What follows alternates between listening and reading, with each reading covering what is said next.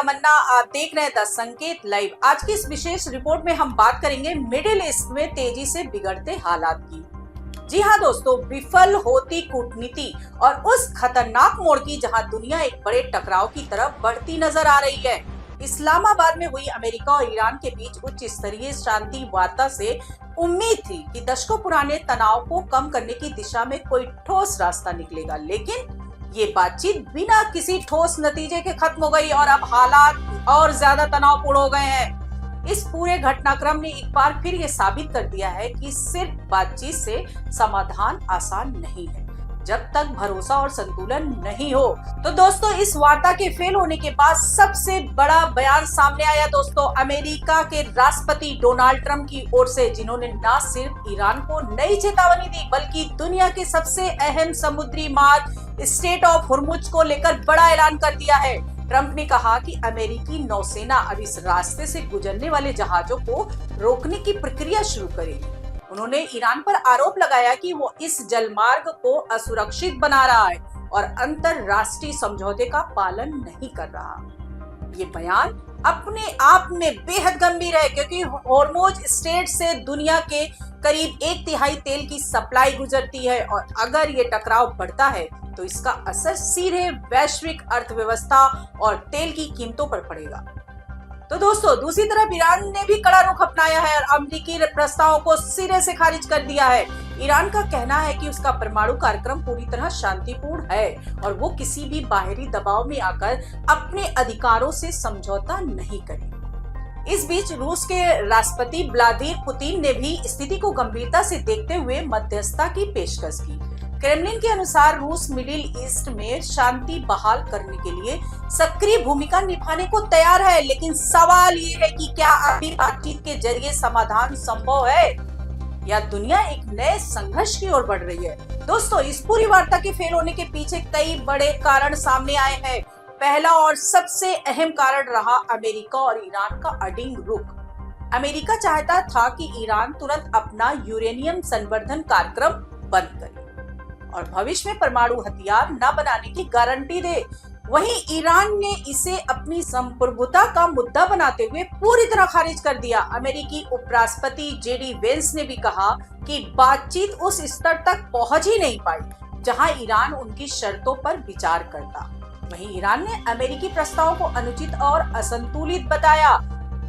विशेषज्ञों का मानना है कि ईरान की वेट एंड वॉच रणनीति और अमेरिका की जल्दबाजी ने इस वार्ता को कमजोर कर दिया। वहीं दूसरा बड़ा कारण रहा तनावपूर्ण माहौल। शांति वार्ता के लिए भरोसा जरूरी होता है दोस्तों, लेकिन यहाँ दोनों पक्षों के बीच अविश्वास साफ नजर आया। ट्रंप के आक्रामक बयान और सैन्य दबाव ने ईरान को ये संदेश दिया कि बातचीत दबाव की रणनीति का हिस्सा है, न कि वास्तविक समाधान का प्रयास।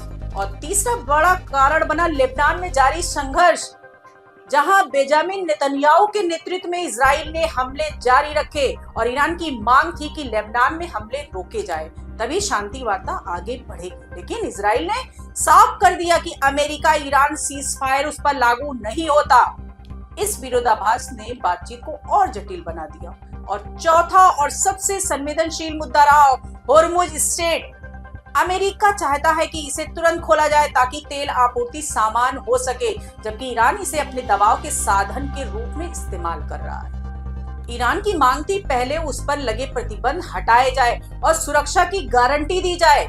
इसके बिना वह इस जलमार्ग को खोलने को तैयार नहीं था। और पांचवा और सबसे बड़ा कारण रहा भरोसे की कमी। दशकों के टकराव ने दोनों देशों के बीच विश्वास खत्म कर दिया है। ईरान के नेताओं ने साफ कहा कि उनके पास सद्भावना तो है, लेकिन भरोसा नहीं, और यही इस वार्ता की सबसे बड़ी कमजोरी साबित हुई। दोस्तों, इस बीच हालात और भी ज्यादा गंभीर तब हो गए जब समुद्र में आमने सामने की स्थिति बन गई। रिपोर्ट्स के मुताबिक ईरान के रिवोल्यूशनरी गार्ड ने अमेरिका युद्धपोतों को चेतावनी दी कि वे वापस लौट जाए, वरना उन्हें निशाना बनाया जा सकता है। हालांकि अमेरिकी जहाज अंतरराष्ट्रीय कानून का हवाला देते हुए आगे बढ़े और बिना टकराव के रास्ता पार कर गए। लेकिन इस घटना ने ये दिखा दिया है कि हालात कितने नाजुक हैं।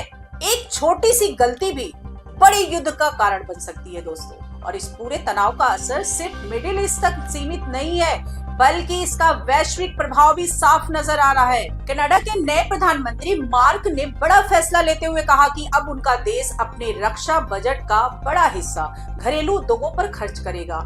ये फैसला अमेरिका के साथ बढ़ते व्यापारिक तनाव के बीच लिया गया है, जिससे साफ है कि ये संकट अब वैश्विक राजनीति और अर्थव्यवस्था को भी प्रभावित कर रहा है। इसके अलावा ट्रंप ने उन देशों को भी चेतावनी दी है जो ईरान को हथियार सप्लाई करते हैं। उन्होंने कहा कि ऐसे देशों पर 50% तक टैरिफ लगाया जाएगा और इस बयान में सीधे तौर पर चीन और रूस जैसे देश निशाने पर आ गए हैं। तो दोस्तों, दूसरी तरफ जमीनी हालात और भी भयावह होते जा रहे हैं। लेबनान में इजरायली हमलों ने तबाही मचा दी है, गांव के गांव उजड़ चुके हैं। तैबे और नकौरा जैसे इलाकों में सिर्फ मलबा बचा है। रिपोर्ट्स के मुताबिक घरों में विस्फोटक लगाकर उसे उड़ाया जा रहा है और इससे मानवीय संकट गहराता जा रहा है। ऐसे में सवाल उठता है कि जब एक तरफ शांति वार्ता हो रही है तो दूसरी तरफ जमीनी स्तर पर युद्ध जारी है, तो क्या वास्तव में शांति संभव है? दोस्तों, अब पूरी दुनिया की नजर इस बात पर है कि आगे क्या होगा। क्या अमेरिका और ईरान फिर से बातचीत की मेज पर आएंगे? क्या रूस की मध्यस्थता कामयाब होगी या फिर ये तनाव एक बड़े युद्ध में बदल जाएगा?